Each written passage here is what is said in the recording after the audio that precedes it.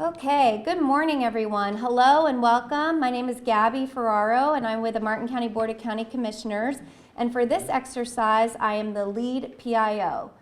Joining me today are officials with the Martin County Sheriff's Office, with Martin County Fire Rescue, the City of Stuart Police, City of Stuart Fire Rescue, the Florida Department of Health in Martin County, and Martin Health System. And we are here today to provide you all with an update, provide this information to the community about a very important exercise that's going to be happening this week. The exercise is called the Bioshield 2015 exercise. It will be held tomorrow and Wednesday, November 3 and 4, right here in Martin County at the Martin County Airport Witham Field and at local hospitals. To fill us in more on this exercise and the involvement of the agencies, I'd like to introduce Sheriff William Snyder with the Sheriff's Office. Thank you, Gabby, so much. To all of our partners in the media, thank you so much for coming. You know, we know in our industry that our voice is rather small, but that through you all in your medium we can really get our message out. And what we're doing here in the next couple of days is testing our collaborative effort. The Health Department, Gabby mentioned the participants, the Stuart Police Department, of course, Martin County Fire Rescue. We're testing our ability to respond to an unplanned for biohazard, bioterrorism event. You know, we live in turbulent times. I wish we didn't have to plan for things like this. I wish all I ever had to plan for were things like trunk or treat and Christmas and Thanksgiving. But that is not what's given us. We're responsible for public safety, and we're responsible for anything, any event that may occur. So this mock scenario will simulate a bioterrorism event affecting patients, surges at local hospitals, and the receipt and distribution of treatment supplies. Response plans, coordination, communication, procedure, staff, and equipment will be evaluated. Federal, state, and local agencies and private partners will participate in this exercise. It is important that we get the word out in advance of the exercise. We appreciate your media partners assisting us with this communication by providing this important public information to our community. And before I turn it over to Chief Ferrara of the Fire Department, let me stress again, this will be a comprehensive effort. We will have mock scenarios. We will have what appear to be victims.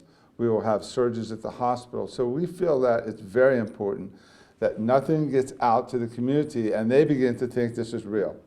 It's real in that we want it to look real, feel real, so that we get our resources together, but we absolutely don't want any sense of hysteria. So whatever you all can do to help us get the word out that this is just a test, we do not anticipate anything, but yet it is our responsibility to be able to respond if we ever have something like that. So with that, my friend and faithful partner in public safety, Chief Ferrara. Thank you, Sheriff Snyder. As the sheriff has already reiterated, you know, this is an exercise, and we do want to get the word out to the public that you know, we're testing our public safety capabilities, which, by the way, we haven't tested a full-scale exercise in Martin County in probably close to a decade. So this is really timely that we're getting all our partners together in law enforcement, in health, fire, EMS, and emergency management. The importance here is that while this is great to test our public capabilities, we want to make sure that none of it is real. It's as real as it's going to be for the players and the actors in this. You know, we're going to have people made up possibly in makeup and things like that. We'll be transporting patients. We're going to be testing those emergency medical service capabilities in our community to the fullest extent. And, you know, while it's a bioterrorism exercise, all the things that we're testing help us in our capabilities countywide.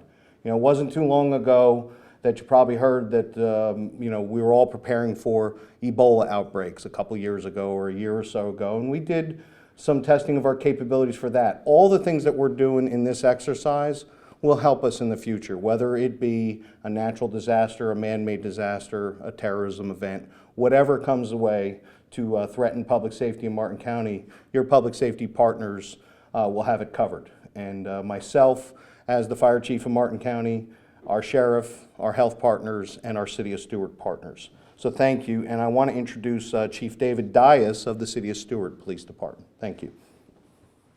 Good morning, thank you. We are very pleased and fortunate, all of us collectively, to be a part of such a large-scale exercise like this. We all do our independent, individual trainings, but to have an exercise like this, a live exercise like this, brings into the fold of what we do well and what we don't do well, and it will allow us to expand upon those things and to correct them for better, positive public safety in the future. We ask that the public just bear with us as we get through this. We don't mean to really be in any inconvenience, but if that does occur, we apologize up front, because the goal of this ultimately is to provide a better service to the community. Again, an exercise like this is very large for us and is not common to happen, so we're very happy to be a part of it. Thank you. Chief Dave Dial from the Fire Department. Good morning. Such exercises as this are so very important for us to have our training on and interaction with each individual agency, be it law enforcement, with fire, with EMS, with our private EMS partners, as well as the health department. We're going to do this in a very organized manner. It's the way we train, is the way we're going to work. So again, this is an exciting event for us. It's a meaningful event for us, and we are really looking forward to putting this event together. Thank you. Carlette Peck from the Martin County Health Department. I just want to say that this exercise is taking place throughout Florida in various counties at various levels of engagement. However, in Martin County, we are fully engaged, and we have been planning for a long time for this with all the partners here at the table. And from the health department standpoint, our staff has been planning, of course, but is also going to be investigating and surveilling for the illness that is in question here in our exercise. We will be involved in redistributing the strategic national stockpile with medication and supplies. And we will, like everyone else, we are very grateful for the participation of our partners, and we look forward to learning how we can work together more effectively in the future, should, heaven forbid, we have a true bioterrorism exercise. I'd like to introduce Steve Wolfberg from Martin County Health Systems. Thank you, Carlette. We're going to have approximately 50 actors made up of high school and college kids that are participating in the exercise. Of that number, 48 are going to be transported to the 4 emergency departments for Martin Health System. Those systems, or the EDs, will be Martin Medical Center in Stewart, Martin South, Tradition Medical Center, and St. Lucie West freestanding ED. We want people to understand that if you are at the hospital for any reason, either to seek care or to visit somebody or to have procedures or a test done, we're attempting to keep the exercise completely separate from a regular patient, so there will be no care deviation as a result of this exercise. If you are coming to the emergency room and you see patients that are made up, again, it's only an exercise. We will have signs in the EDs reminding people of that. But once again, if you need a medical attention, by all means do not leave because you see other patients, and you will have priority and will be brought in, and the exercise will be stopped until we get that taken care of. Thank you. I think it falls on me, Gabby, to close up and then see if there's any questions. So thank you all so much for coming. We have a saying in my industry in law enforcement. I'm sure the fire department has the same saying. What we do in training, we will do in real life. We teach people how to shoot in real life by simulating exercises when it's not real. So that's what our goal is. When this is done, when we're finished with this exercise, God forbid we ever have something like it, we will have already been through it, we will have already trained for it, and we'll be ready to encounter and deal with any incident like that. So Gabby, would you like me to open it up for questions? Please, Sheriff, thank you. Ma'am? Sheriff, it's our understanding that there would be some simulated gunfire in a controlled environment? Yes, but that will take place at the airport and should not be out in the public. But yes, anybody at the airport who sees a SWAT team moving around, that's exactly what that will be. Thank you. Can you share the scenario with us? Gabby, do we want to release that? No, I'm getting no's all over the room. Yeah, it's pretty intricate, and I think we'll try to make it available for you to get some look. But that kind of takes away from it, I think, if we start discussing it. Sheriff, is it fair to say that you'll have state, local, and federal people participating in this event? Oh, absolutely, yes. Florida Department of Law Enforcement, the FBI will have participants from all of our sister agencies. Obviously, here in Martin County, we have the City of Stewart Police, we have the City of Stewart Fire Department. So it's a collaborative effort. And really, in any major scenario, that's always our biggest conundrum, is how do we marshal different forces? We have people with different radio systems, different procedures, working different hours, different expertises. So that's what this gives us, this big collaborative effort, in case we have something like this, where we can all get together and handle it appropriately.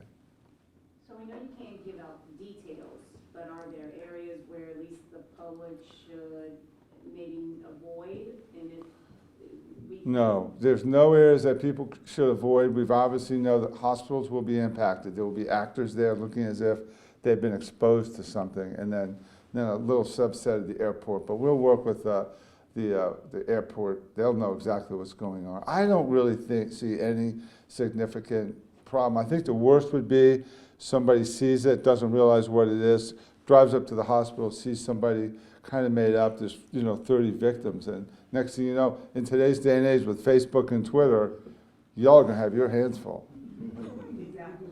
Sheriff, the majority of this, if not all of it, will be taking place on Witham Field behind gates. Yes. And there will be signage, is that correct? Yes, it'll be away from the public. The biggest impact, I think, will be Steve Wilberg over at your facility, the hospital. Will people who listen to scanners hear scanner chatter on this? No, they won't hear, they won't. We'll be off on a covert frequency away from, what we don't want is a false alarm. Right. You know, Murphy's Law, what can go wrong will go wrong in law enforcement. Our law is what can go wrong will go wrong in a big way right in front of the press. So we want to be very careful. Following up with that, in the case of an actual emergency, so to speak, I'm sure as the hospital you have backup, should something go wrong, you're ready to respond to that as well. Absolutely, we have contingencies in plan. If it's a real emergency, we stop play. There's a code we use, real emergency, and once you say real emergency, everything stops. We take care of the situation, and if we can, then we continue with the exercise. Okay, and I'm sure that across the board, everybody is ready Yeah, to respond if needed. Yes, we do scenarios like this with some frequency, banks and training, and we get the word out. We want to make sure we don't have friendly fire. We don't want outside law enforcement coming in on top of a scenario and being off duty and not realize what's going on. So we've taken every precaution, except for a little subset of the action at the airport. There won't be any simulated violence. And really, the big danger in these things is contamination. Ms. Gabby? And Sheriff, our plan is obviously to have a successful event and then come back midweek with another press conference to announce the details that it was successful. Good, well, we'll look forward to that. Yes, ma'am? You may or may not be able to answer this question, but are there going to be particular drills that you will be working on opposed to some other ones, like as far as with the recent events, like that we've seen maybe over in other countries that we might be doing here, like a biohazard, like white powder? I don't know. Is there Right. You know what? This whole exercise would take in any scenario like that. Biohazard, bioterrorism, accidental contamination, chlorine leak on the railroad where you have mass casualties. Everything we're doing will move us towards being able to successfully work with a contaminated subset of people who need medical attention and who we don't want to contaminate others. So whatever our little focus point is to spring this off, it takes in every single possible scenario. We would use this training for anything. So it wouldn't be one over the other? No. Okay, any more questions for Sheriff or any other agencies represented here Yeah, today? when will the activity be taking place? Will it be Wednesday? Tomorrow and Yes, tomorrow and And Wednesday. Wednesday. Tomorrow and Wednesday. Starting at 9 in the morning till about 3 o'clock in the afternoon. both days. And we'll be sending out a press release and advisory inviting you all to Wednesday's activities in particular. Thank you all. Okay. Gabby, thanks for putting this together. Thank you all so much for coming out.